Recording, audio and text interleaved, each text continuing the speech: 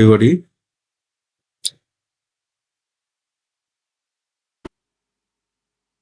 তো এখানে আমরা চার্টে চলে আসি। এটা ব্যাংক নিফটির চার্ট। তো এখানে কি হলো, এখানে হচ্ছে এই সেলিং হলো, কিছুক্ষণ এখানে রেঞ্জে কনসলিডেশন করে এই ব্রেকআউট দিল, উপরের দিকে গেল। তাহলে এখানে কি হলো, এইখানে নিশ্চয়ই কোনো স্মার্ট বায়ার আছে। স্মার্ট বায়ার আছে, তো মার্কেট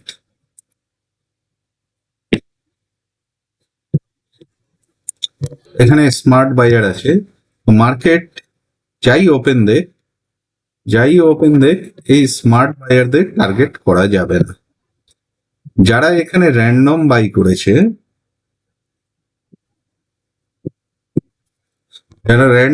করেছে, এই যে এই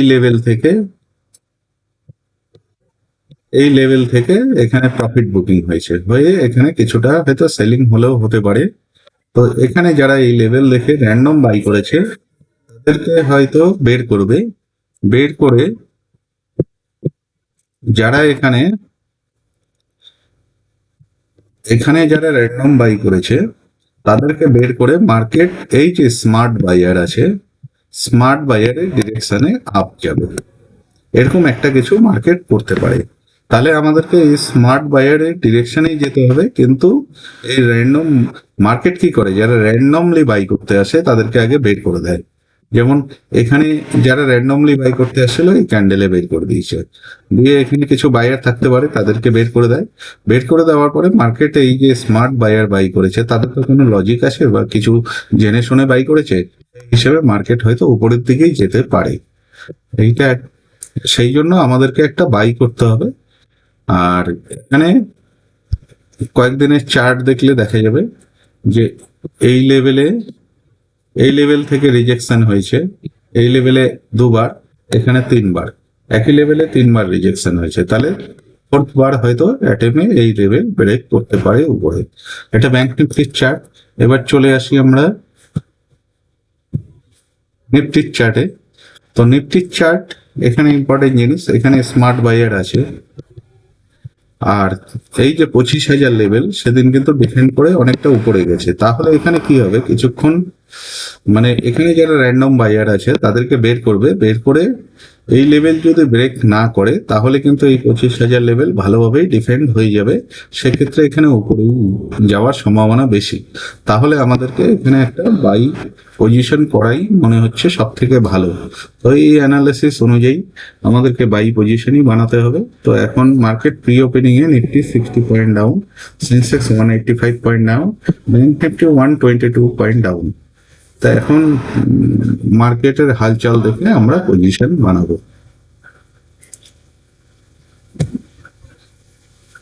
তো এখানে যেরকম চার্ট দিচ্ছে এই ক্লোজিং প্রাইসে রেজিস্ট্যান্স নিচ্ছে, তার মানে এখানে রেজিস্ট্যান্স নিয়ে নিচে যাবে না, এখান থেকে উপরে যাওয়ার সম্ভাবনাই বেশি। তো নিফটি একটু নিচের দিকে আছে, এটা একটা ভয়ের ব্যাপার। তো দেখি একটু অপেক্ষা করে কি পজিশন বানানো যায়। নিফটিটা একটু 25,000-এর কাছাকাছি যাচ্ছে। এই নিফটি 25,000-এর কাছাকাছি গেলে একটা ভয়ের ব্যাপার থাকে যে 25,000-এর নিচে সবাই স্টপ লস রেখে এখানে সবাই কি করে, বাই করে। তো 25,000-এর কাছাকাছি গেলে এই বায়াররা ভয়ে বেরোয় যাবে, সেক্ষেত্রে মার্কেট অনেকটা পড়ার ভয় থাকে, এটা একটা ভয় থাকে। তো দেখে একটু অপেক্ষা করি কি হয়। তো এখানে যেরকম মনে হচ্ছে একটা বাই পজিশন করলে হয়। তো এখানে আমরা একটা বাই পজিশন করে নিচ্ছি।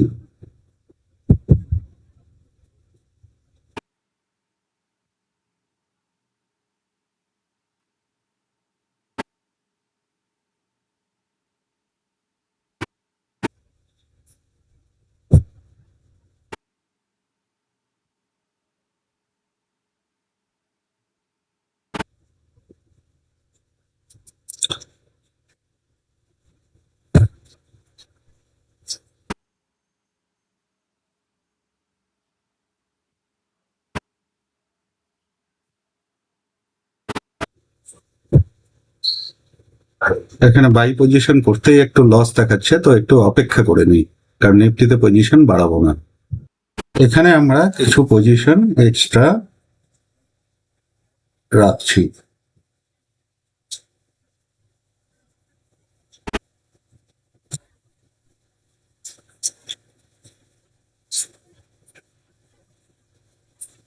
এখন দেখা যাক কি কি হয়,